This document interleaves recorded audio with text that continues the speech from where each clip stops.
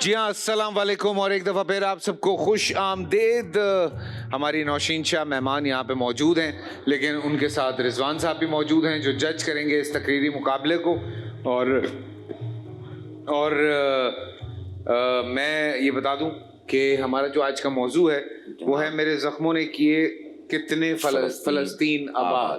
ٹھیک ہے. اور ہمارے جو پہلے مہمان ہیں وہ حافظ احمد علی صاحب ہیں. آئیے حافظ صاحب بسم اللہ کیجیے.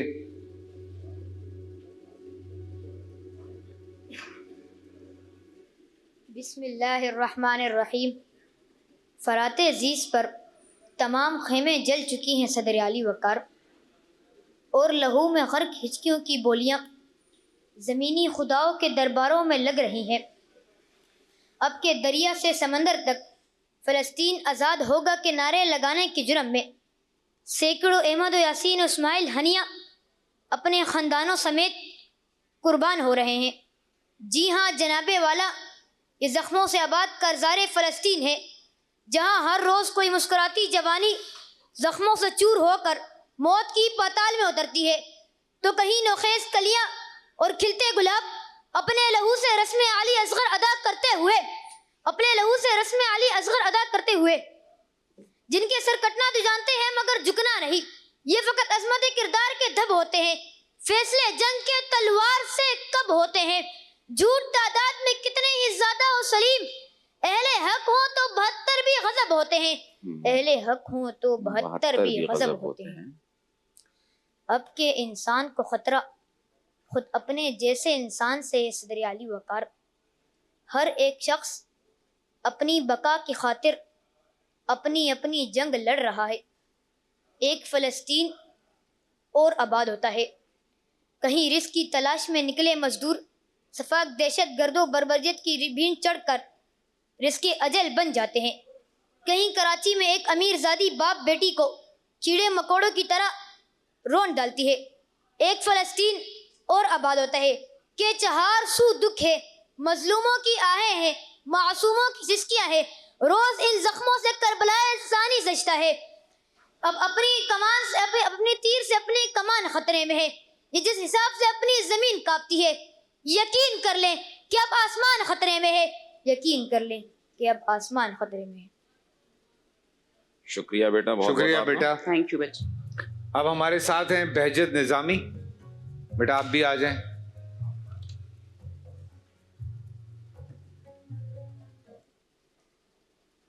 جی بیٹا بسم اللہ. اجازت ہے؟ بسم اللہ.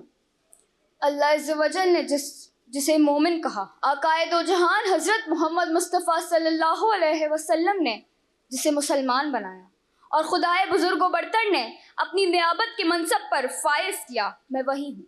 جی ہاں ذی وقار، میرے دعوے بڑے بڑے ہیں مگر میں زخم ہوں. جناب اعلیٰ، آپ ایک فلسطین کی بات کرتے ہیں، میں میانمار میں ہوں یا سیریا میں برما میں ہوں یا پھر میں ہندوستان میں ہوں. جناب ذی وقار، میں زخموں سے چور ہوں. کیا میں مومن کہلانے کا حقدار ہوں؟ کیا میں اللہ جل شانہ کی نیابت کا دعوے دار ہوں؟ کیا میں محمد کے دین کا پرستار ہوں؟ یوں تو سید بھی ہو، مرزا بھی ہو، افغان بھی ہو، تم سبھی کچھ ہو، بتاؤ تو مسلمان بھی ہو. وہ زخم جو میرے دل پر لگے، وہ زخم جو میری آنکھوں میں آنسو بن کے ٹھہرے، وہ زخم جنہوں نے میری روح کو جھنجھوڑ دیا، کہ وہی زخم میرے لیے کافی تھے؟ نہیں، میرے زخموں نے کتنے ہی فلسطین آباد کیے، جہاں ہر دن ایک نیا مقتل سجا، ہر رات ایک نئی چیخ نے آسمان کا سینہ چاک کیا. جب میں اپنے زخموں کو دیکھتی ہوں تو مجھے غزہ کے یتیم بچے یاد آتے ہیں. وہ ماں جس نے اپنے بیٹے کا جنازہ اٹھایا، وہ باپ جو اپنے خاندان کے لاشوں کے بیچ کھڑا بے بسی کی تصویر بن گیا. جناب ذی وقار، یہ زخم ضمیر پر لگتے ہیں، اور اگر یہ ہمیں محسوس نہ ہو تو کئی قومیں اسی وجہ سے دفن ہو جاتی ہیں. ہمیں چاہیے کہ ہم اپنے فلسطین بھائیوں کے لیے افسوس کرنے کے بجائے ان کی بقا کے لیے کام کریں، کہ سورمائے فتنہ باطل کو مٹا دیتے ہیں، خون دہکے ہوئے ذروں کو پلا دیتے ہیں، اپنی گودی کے چراغوں کو بجھا دیتے ہیں، اپنے چاندوں کو اندھیروں میں سلا دیتے ہیں، اور مثل شبیر جو پیغام عمل دیتے ہیں، ایسے ہی لوگ زمانے کو بدل دیتے ہیں، ایسے ہی لوگ زمانے کو بدل دیتے ہیں آپ کی سماعتوں کا بھی. بہت بہت شکریہ بیٹا. Thank you. لیٹ ہو گئے تم. ہاں نیکسٹ جی طلحہ رانا صاحب. نیکسٹ ایسا لگا میں ڈاکٹر ہوں. جی طلحہ رانا صاحب.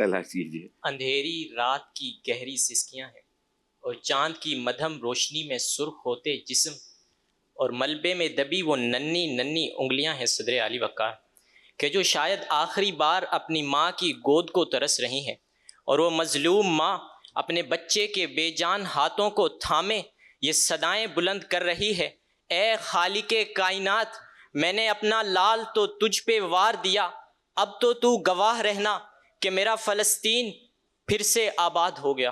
صدر علی وقار، میری گلیوں میں کھیلی گئی سازشوں کی پہلی اینٹ 1948 میں رکھی گئی جب مجھے پہلا زخم لگا، مگر میں صبر کر گیا۔ پھر 1967 آیا جب میری دیواروں کو اجاڑ دیا گیا، مگر میں حوصلہ نہ ہارا۔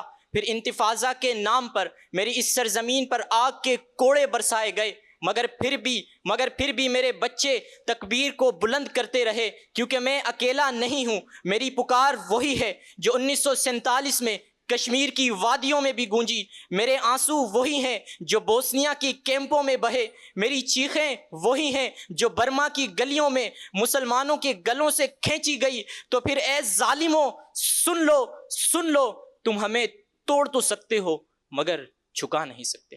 صدر علی وقار، پھر 2023 آتا ہے جب غزہ کو ملبوں کا ڈھیر بنا دیا جاتا ہے اور الحمر ہسپتال میں معصوموں کی سانسیں کھینچی جاتی ہیں اور جنین کو زمین بوس کر دیا جاتا ہے، اور پھر یہ سمجھا جاتا ہے کہ فلسطین تو اب ختم ہو گیا، مگر صدر علی وقار ایسا نہیں ہوا، کیونکہ جہاں جہاں میرا لہو ٹپکا وہاں وہاں ایک مزید فلسطین کا اضافہ ہوا۔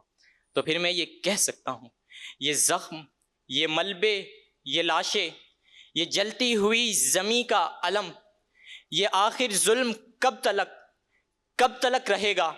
یہ ملبہ اٹھے گا، ضرور اٹھے گا، اور قہر بن کر گرے گا۔ یہ لہو بہے گا، ضرور بہے گا، اور چراغ بن کر جلے گا، اور پھر ایک اور فلسطین آباد ہوگا۔ شکریہ، بہت بہت شکریہ۔ لیکن یار پچھلے دنوں پاکستان میں بھی 2 ایسے واقعات ہوئے ہیں جنہوں نے بہت تکلیف دی ہے۔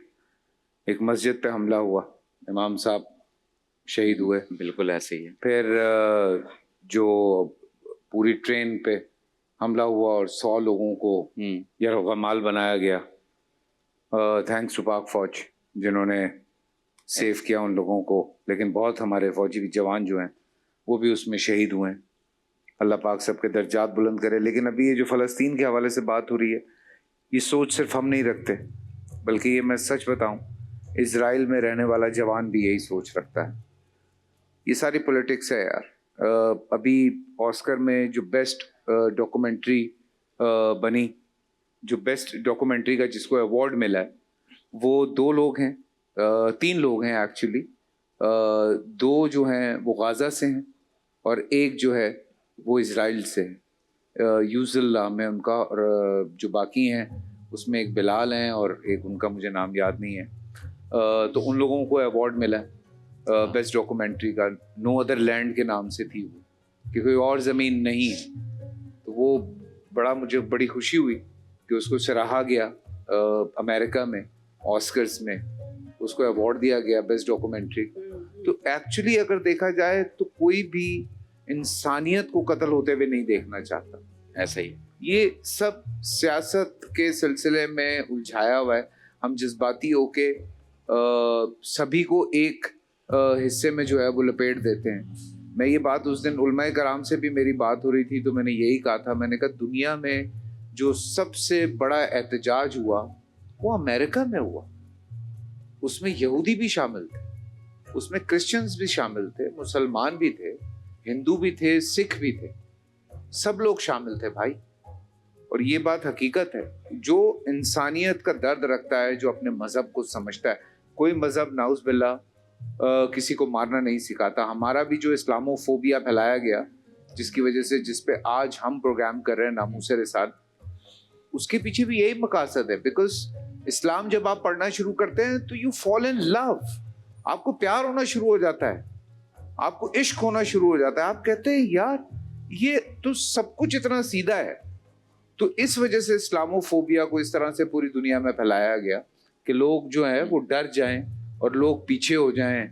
तो कभी जिहाद के नाम पे, मकसद नाम जिहाद है, मकसद कुछ और है। तो ये सब बेचारों बच्चों को जो ब्रेन वॉश हुए हैं, बच्चों के छोटे छोटे बच्चे जिस तरह से उनको ब्रेन वॉश किया गया है, मैं क्या कह सकता हूँ। अल्लाह पाक बस कहीं ना कहीं कोई बेहतरी आएगी जरूर, इंशाल्लाह इंशाल्लाह इंशाल्लाह।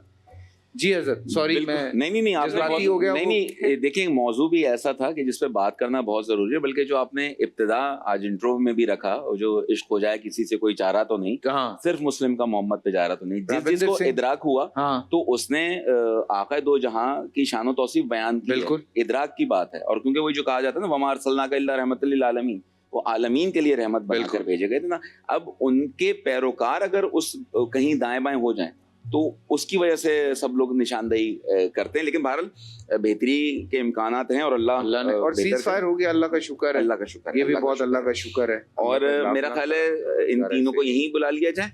जी बिल्कुल, आ जाएं बेटा, आप लोग यहीं आ जाएं। और मैं फर्दन बताऊं, फर्दन हाफिज अहमद बेटा, एक तो आपकी उम्र कम है लेकिन उम्र से बड़ी तकरीर जरूर की, लेकिन जो आपके सिखाने वाले हैं ये सलाह उनके लिए है कि जो तलफ़्फ़ुज़ है ना, उसका भी एक हमारे यहाँ कॉलम होता है जिसके नंबर दिए जाते हैं।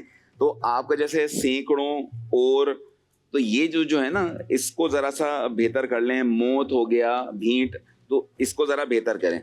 अच्छा, बहजत निज़ामी, मैं यकीनन, मुझे फैसल भाई देख के बड़ी खुशी होती है। ये हमारी बिटिया बिल्कुल छोटी सी तीसरी क्लास में थी जब आती थी टीवी पे, आज माशाल्लाह ये बड़ी हो गई। बहजत, आप भी ज़रा सा तलफ़्फ़ुज़ पर देखें और अपनी ही चीज़ों में आप थोड़ा सा उलझ रही थी, सोच सोच के बोल रही थी, उसको देख लीजिएगा। फिर तलहा ने कंटेंट और रेलेवेंसी भी तलहा आपकी अच्छी थी, और उस हिसाब से जो आज तरतीब बनी है वो हिमानी के गिफ्ट हैम्पर जाएंगे, जीतने वाले के साथ नेल्सन का गिफ्ट हैम्पर जाएगा, और वाइल्ड वेंचर की तरफ से 1 लाख रुपए का जो है वो मेंबरशिप है पूरे साल की।